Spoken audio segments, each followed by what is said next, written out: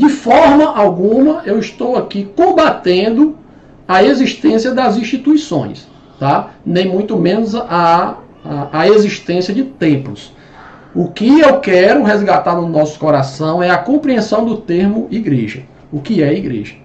Isso sim, eu combato de que nós não podemos ter no nosso coração o entendimento nas nossas ações, no nosso linguajar, de que igreja é o templo.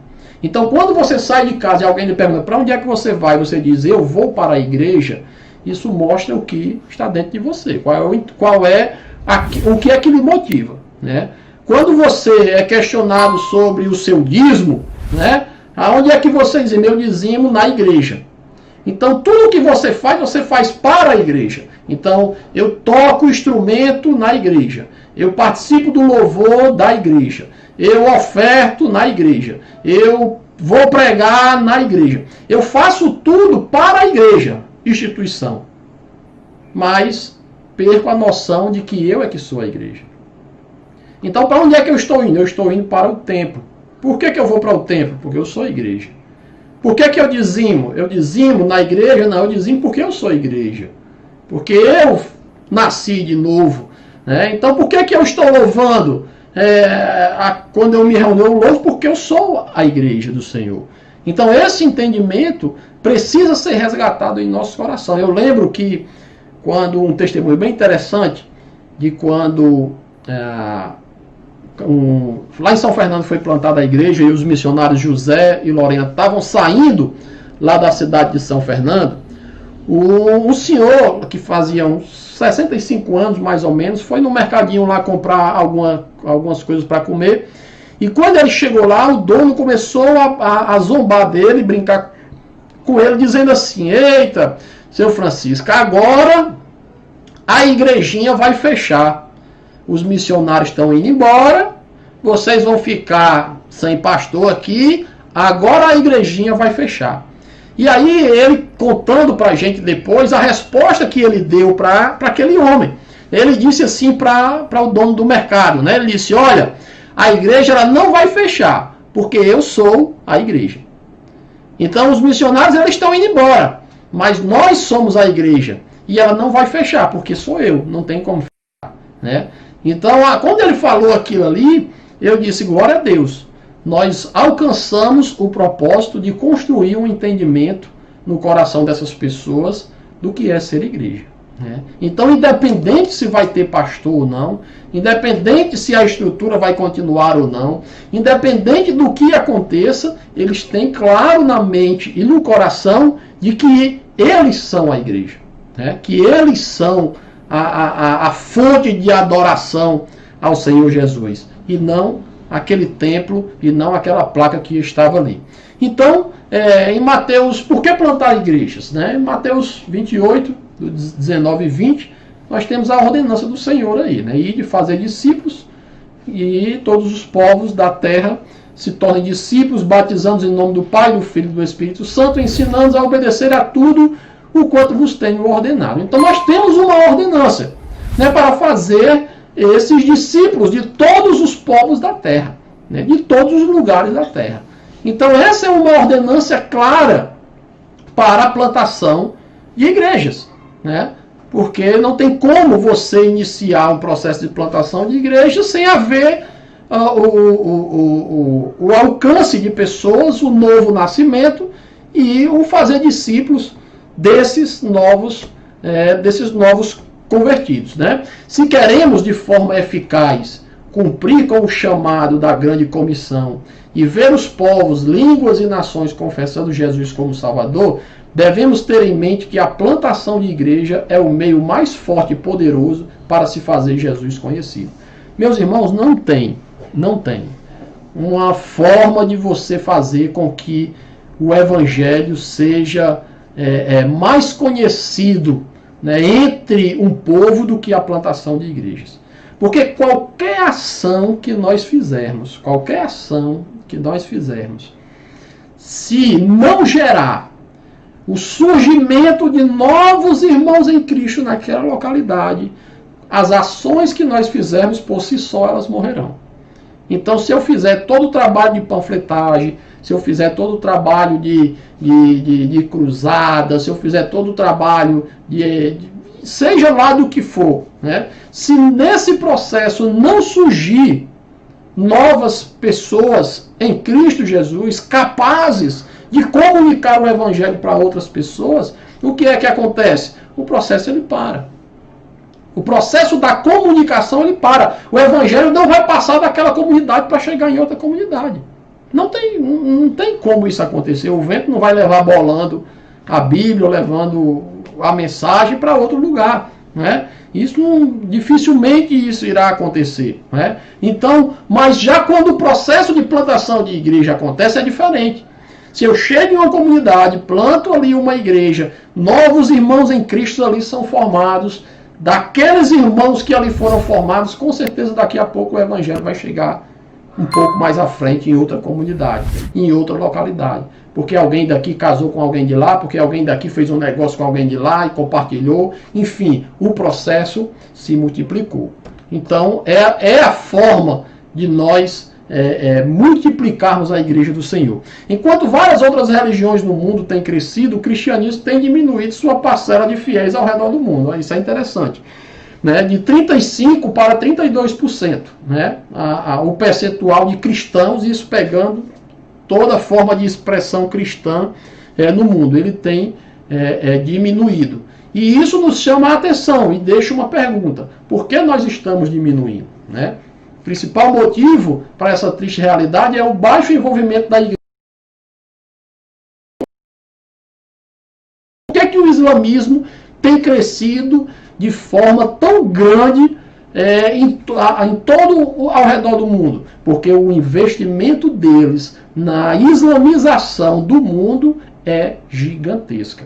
Eles investem pesado.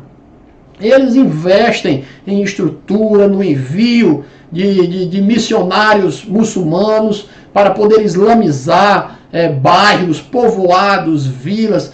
Quando você vai ali em várias regiões da África, você vê a expansão do islamismo acontecendo. Meus irmãos, é demais. Os caras compram terra, os caras montam empresa, os caras investem, gente indo, assim, é desproporcional o investimento do islamismo para a sua expansão, o investimento do cristianismo para a sua expansão.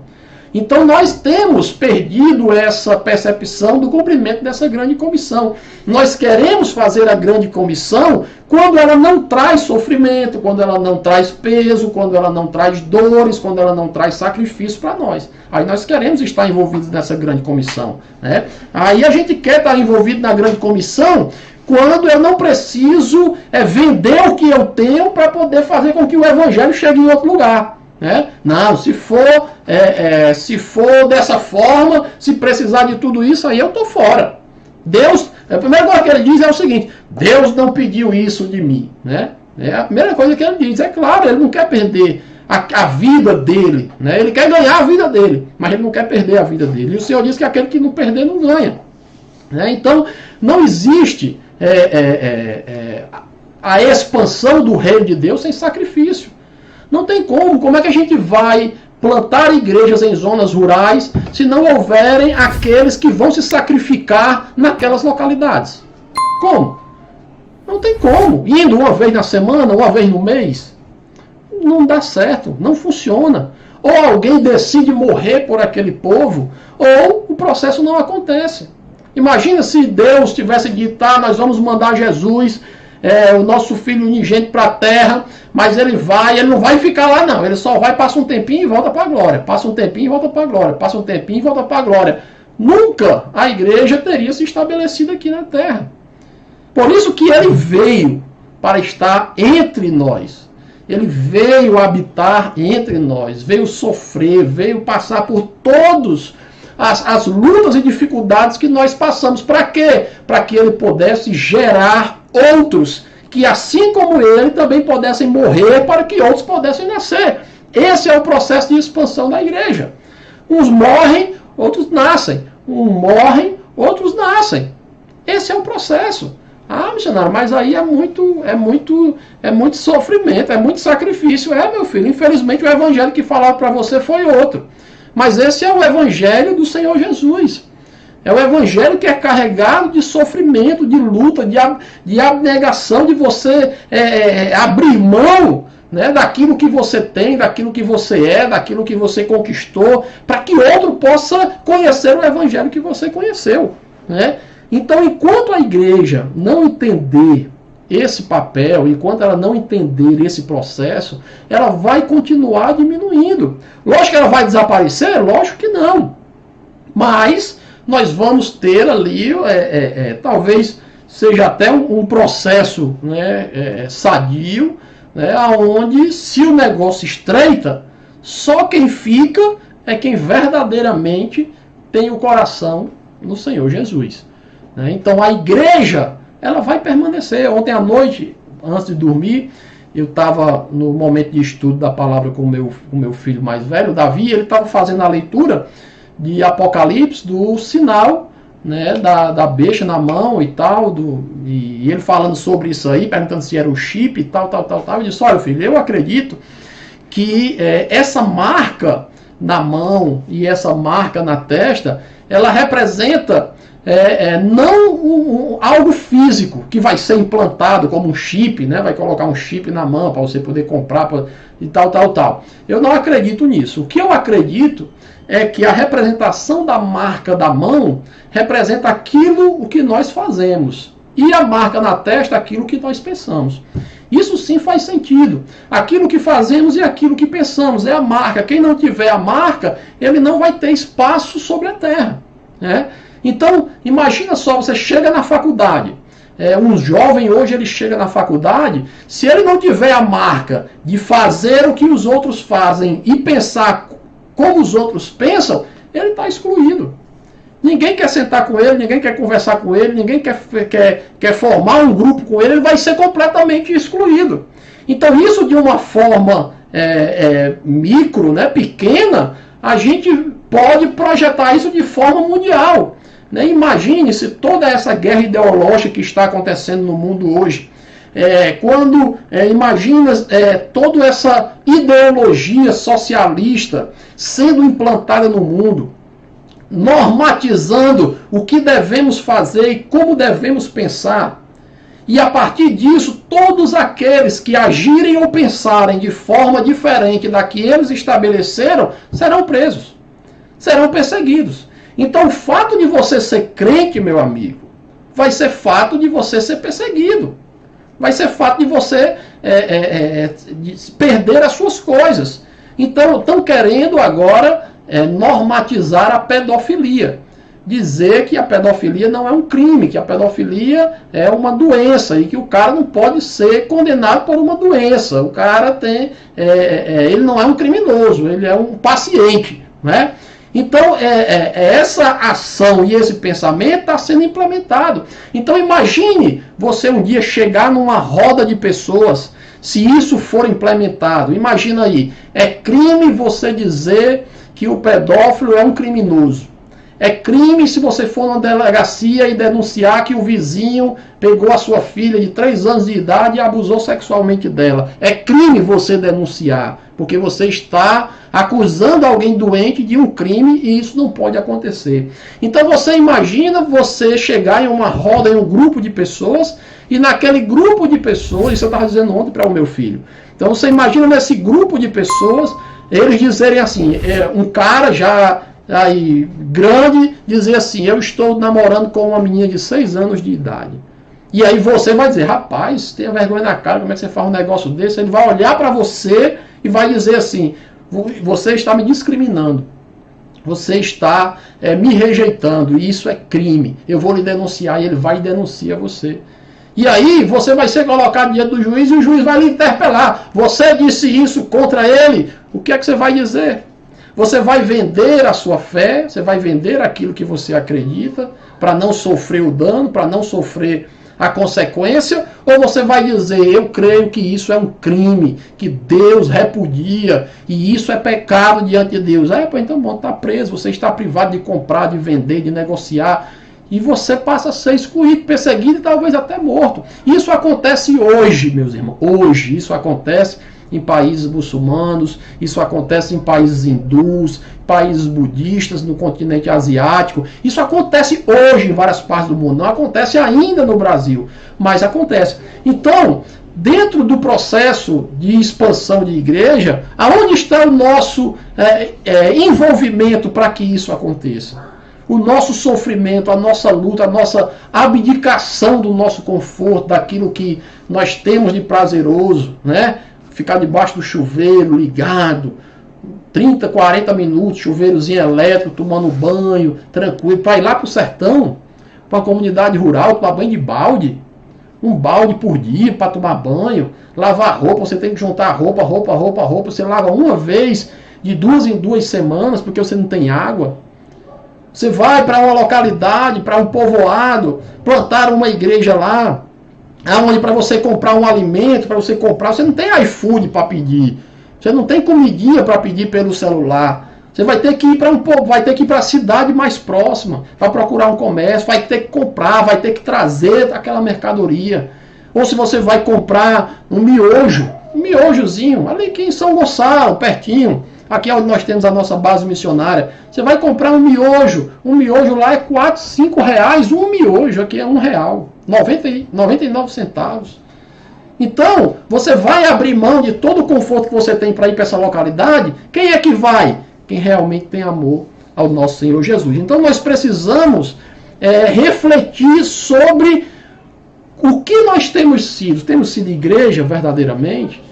Esse conceito está realmente no nosso coração ou só está na nossa boca, por palavras? Então nós precisamos, essa explanação é para que a gente possa refletir sobre esse processo. Ok?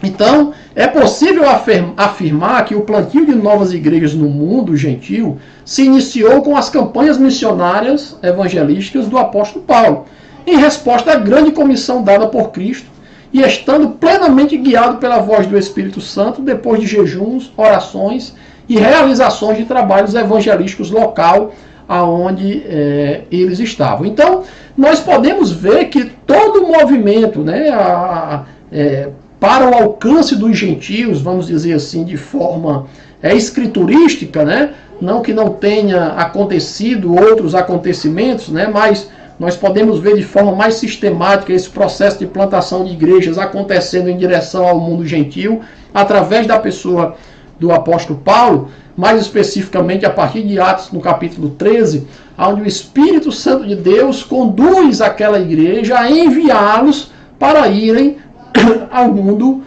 perdido. Era mais confortável ficar, né? Afinal de contas, em Antioquia, pela primeira vez a igreja foi chamada cristã e caiu na graça do povo, e as pessoas, né, tinham ali uma certa graça com o povo, do que ir para o meio de um povo que seria, perseguiria, que chicotearia, prenderia, mataria, né, para que o evangelho não se estabelecesse. Mas foi a partir dessas ações que o evangelho começou a se expandir. A motivação evangelística e missionária para a propagação do evangelho deve preceder o desejo de iniciar igrejas institucionais. Meus irmãos, isso é sério, essa afirmação. Eu fiz parte de uma denominação durante muitos anos, e esse foi um debate que nós tínhamos lá, muito forte, em cima desse conceito. O que nos motiva a plantar uma igreja? É a expansão institucional ou a propagação do evangelho? Então isso é 2 pontos que geram um bom debate, né? E gerou, né, alguns debates, né? Porque parte da igreja institucional queria defender que a prioridade deveria ser a expansão institucional, né? Ou seja, se nós temos um bairro onde nós não temos a nossa instituição, ainda que nós vamos estar em uma rua com 15 outros templos abertos, não importa, mas nós vamos ter a nossa denominação lá. Então, a motivação era uma expansão institucional e não evangelística. Quando a gente defendia o seguinte ponto: se nós queremos fazer um processo de expansão missionária, nada contra os processos de plantação, de crescimento institucional, que aconteçam, que lutem para a instituição crescer, ok, tudo bem, mas se nós formos falar de expansão missionária, nós devemos priorizar as localidades esquecidas pela igreja. Então, se nós vamos iniciar um trabalho na cidade de Aracaju, no Sergipe, eu não vou procurar o melhor bairro, eu não vou procurar a melhor localidade para desenvolver um projeto missionário. Eu vou procurar aquele lugar onde há uma necessidade real do estabelecimento do evangelho, onde as igrejas estão negligenciando a plantação de igrejas. Ah, missionário, aí volta aquela outra questão que nós falamos na aula passada, foi retrasada. Ah, mas nós podemos plantar uma igreja nessa localidade melhor, para a partir dessa localidade melhor, a gente ir para essa outra localidade mais difícil. Mas isso é o que tem acontecido durante todos os anos, e essas localidades continuam sem ser alcançadas. Por quê? Porque é confortável, meus irmãos, você está em um lugar agradável. É confortável você estar em um bairro onde você tem uma renda per capita alta, onde você tem um grupo de pessoas com, vamos dizer assim, melhor qualidade, né? Colocando entre aspas, né? Para desenvolver os seus projetos. É muito mais fácil do que você ir para uma localidade onde você vai ter que lidar com traficante, onde você vai ter que lidar com ladrão, onde você vai ter que lidar com todo tipo de perigo, perseguição, luta, dificuldade. É muito mais fácil, né? Então, nós precisamos aplicar o nosso coração ao que o Senhor deseja para a expansão da igreja. O Espírito, ele está clamando e ele está chamando. Ele está dizendo, vamos avançar, porque muitos estão perecendo sem conhecer a Jesus.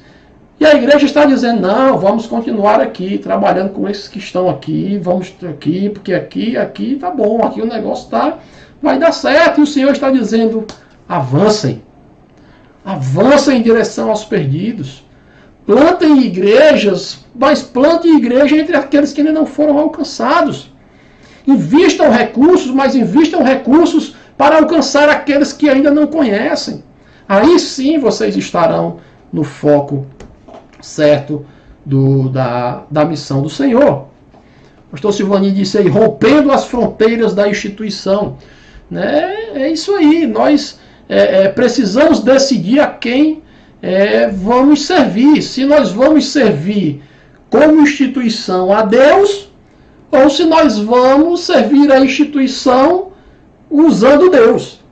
Então nós precisamos decidir o que nós queremos. Então entender o conceito bíblico de igreja como um corpo de pessoas chamadas para abandonar o pecado, para serem santas, nos ajuda a apreciar a riqueza da descrição de Paulo da igreja de Deus.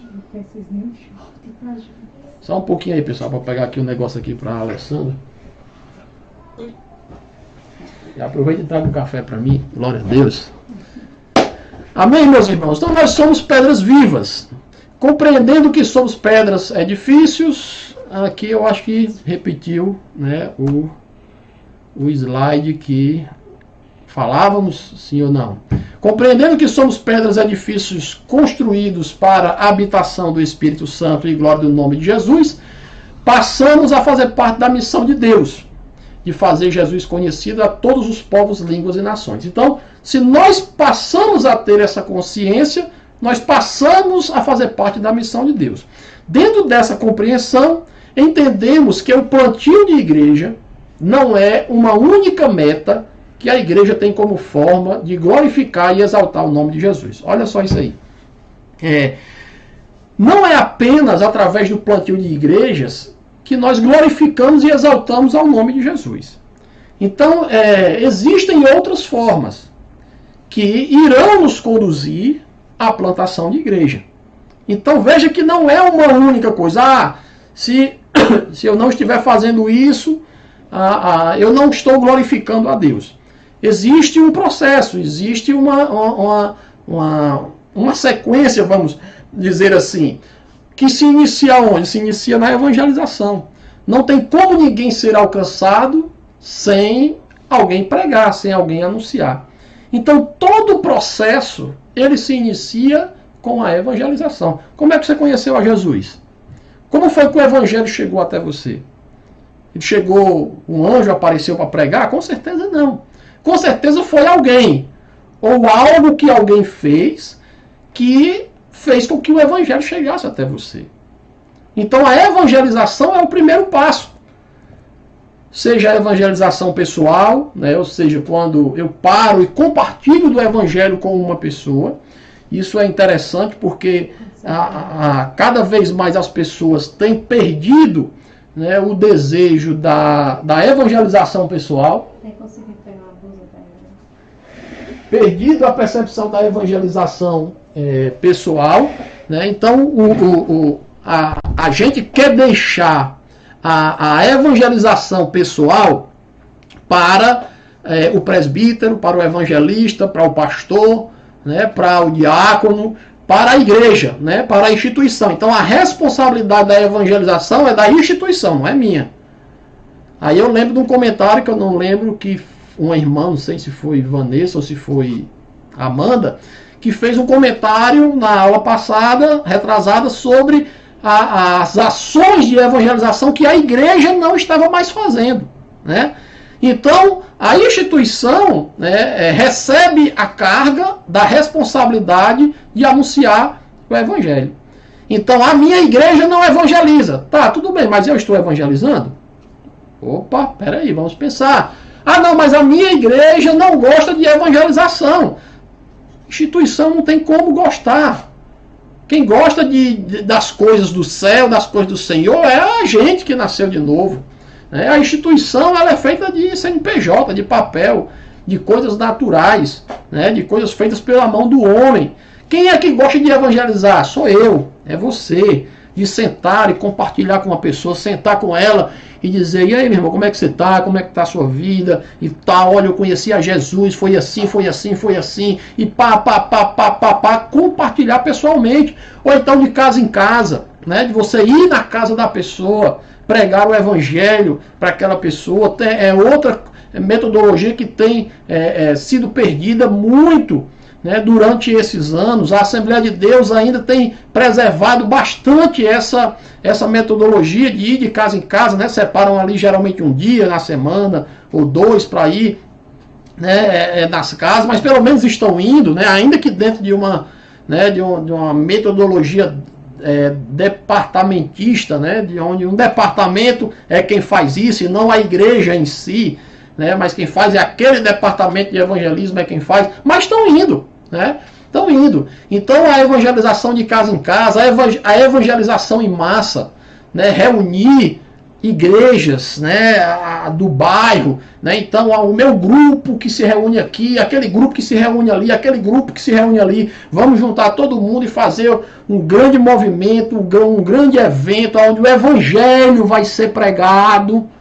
Não é onde um cantor vai se apresentar, é onde o evangelho vai ser pregado, aonde aqueles que se converterem serão encaminhados para as denominações, né, independente de qual seja, independente se é pentecostal, se é tradicional, independente disso, levantou as mãos entregando a sua vida a Jesus, a equipe chega para anotar nome, telefone, endereço.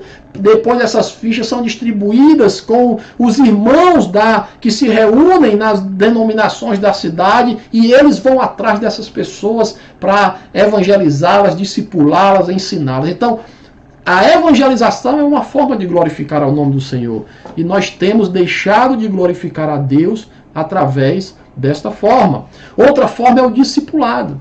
Né? Muitas pessoas acham que não, o discipulado ele deve ser feito só pelo líder, né, de discipulado, ou pelo líder fulano de tal, porque a gente perdeu também a percepção do que é fazer um discipulado. A gente acha que o discipulado é uma revistinha, né, você pegar o material e dar um estudo bíblico. Isso não é discipulado. Isso é ensino bíblico, né? Você está ensinando ali a Bíblia. Discipulado é você transmitir uma vivência em Cristo, um conhecimento em Cristo para uma outra pessoa.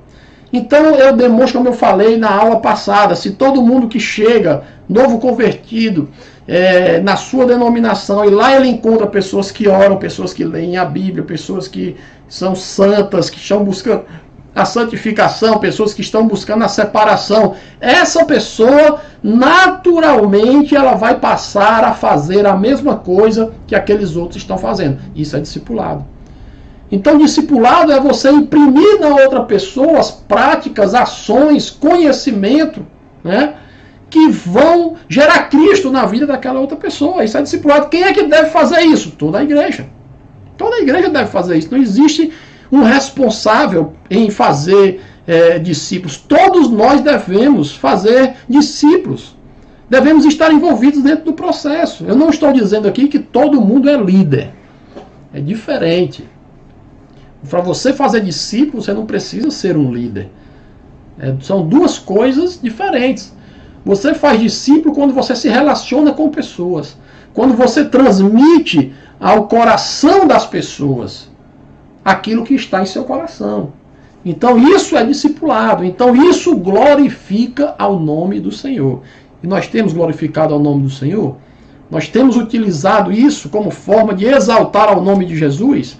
A adoração, né? Quando nós nos reunimos para adorá-lo, seja cantando, seja pregando, seja de qual forma for, mas que nós estejamos juntos expressando a nossa adoração a Deus, né? Então isso também é uma forma de glorificarmos ao Senhor. Então veja que passa por um processo, a evangelização, o discipulado. Aí agora você junto, você adora. Aí você encontra, aí você diz assim, por que a igreja perseguida, a igreja sofredora da China, eles lutam tanto para conseguir se reunir? Porque eles querem manifestar a Deus a sua gratidão em forma de adoração do corpo.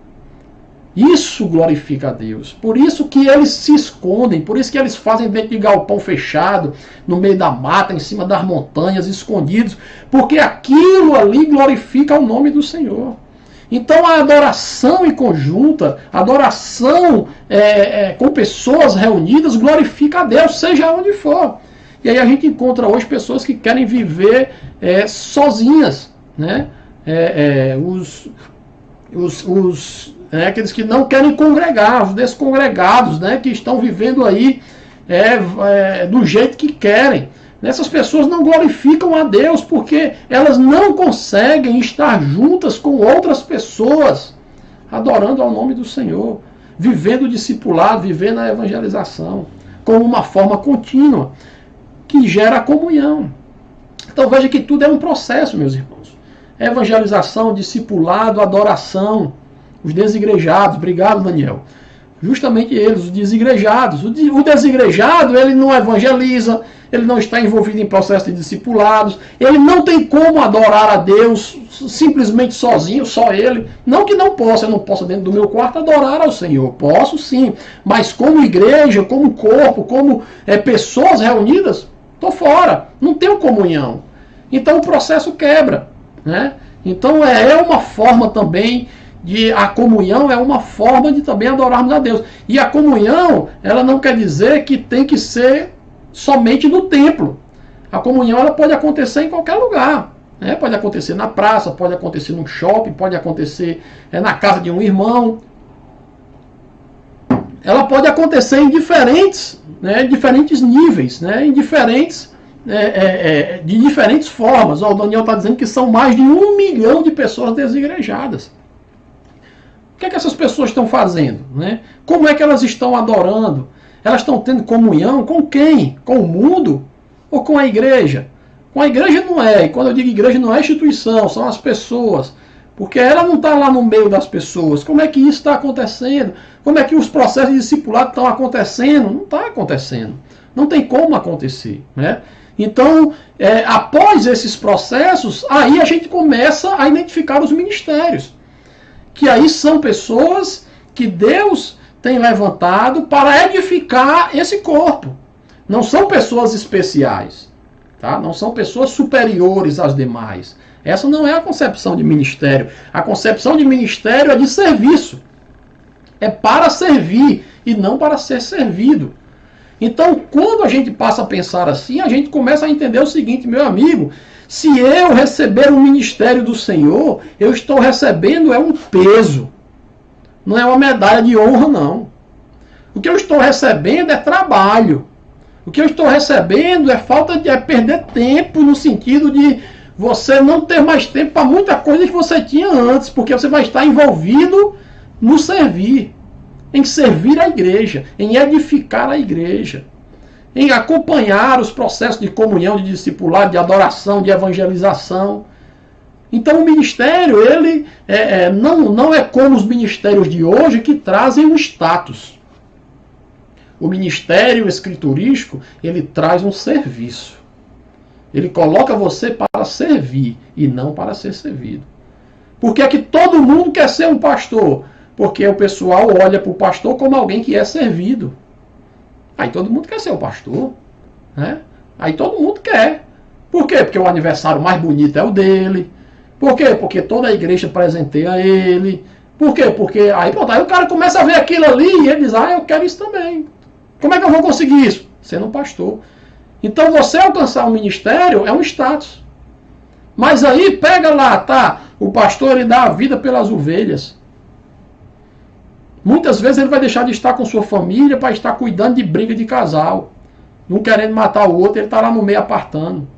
Muitas vezes, durante a madrugada, no sono, bem bom, ar-condicionado ligado, a canela da mulher passando por cima, o menino bolando aqui pelo meio. Maravilha! Aquele momento do sono maravilhoso. Aí o telefone toca. Aí você atende e vai ver, é uma pessoa endemoniada. Chega, pastor. Só o senhor aqui para expulsar o demônio. Aí o cara tira a perninha da mulher, afasta o menino desempolado e vai expulsar o demônio. Aí ninguém quer. Aí não, aí também já é demais. Aí eu tenho que ter a minha privacidade, aí não pode.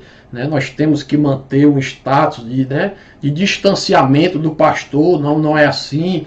Né? Opa, peraí, calma, o pastor ele dá a vida pelas ovelhas. A Escritura diz isso, que dói mesmo, que é sofrimento, que é luta, que é peleja, que é você que vai se sacrificar mesmo. Mas só eu que me sacrifico. Meu filho, você é um pastor, foi um ministério que você recebeu.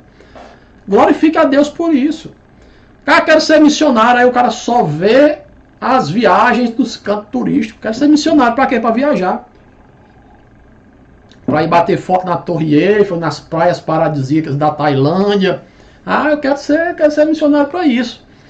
Tá, mas aí para ser missionário, para poder ser perseguido, para poder ser preso, para poder andar a pé, para poder conseguir entrar num país, andar quilômetros e quilômetros por dentro do mato, para conseguir entrar escondido dentro do país, arriscando que se for pego vai ser preso, morto. Não, aí também, Deus não pediu também esse sacrifício, não. Nunca é. O ministério para servir não é o que hoje se espera, né? Quer ser um ministério para ser servido. Então, para adorar a Deus, o seu ministério tem que ser um ministério para servir. Aí, nesse processo, igrejas começam a nascer. Pessoas em outras localidades começam a serem alcançadas. A igreja começa a nascer em outros lugares. Isso aí é muito interessante, esse processo. Quando nós temos uma igreja que evangeliza, que discipula, que adora, que tem comunhão, que tem ministérios bem distribuídos, naturalmente, novas igrejas irão surgir. Glória a Deus. É assim. Então nós precisamos estar atentos para essa realidade, para essas diferentes formas que devemos vivenciar. Primeiramente, como igreja, eu, pessoalmente, você aí, aonde você está, você como pessoa, primeiramente isso. Depois isso ser impresso no coração das outras pessoas que caminham com você. Como eu queria que a minha igreja fosse dessa forma. Meu irmão, tire essa concepção da sua mente. Você não tem igreja, quem tem igreja é o Senhor Jesus. Você é a igreja, você faz parte de um corpo, você faz parte de uma igreja. Se você quer que as pessoas tenham a chama no coração por evangelismo, deixe primeiramente a chama do seu coração acender e incendiar o coração de quem está perto. Ah, mas se não quiserem, missionário, alguém vai se incendiar. Alguém vai se incendiar. É o movimento que mais cresce no Brasil. Falam que teve um crescimento de 780%. Falam em um salto para cerca de 10 milhões de pessoas que diz seguindo a Cristo, sem vínculos com uma igreja local. É muita gente. Então a gente fica até naquela dúvida. Esse povo realmente nasceu de novo? Será? Não sei, não tem como a gente julgar, né? Mas Jesus disse que pelos frutos nós conheceríamos a árvore, né? Então a gente precisa também observar esses processos.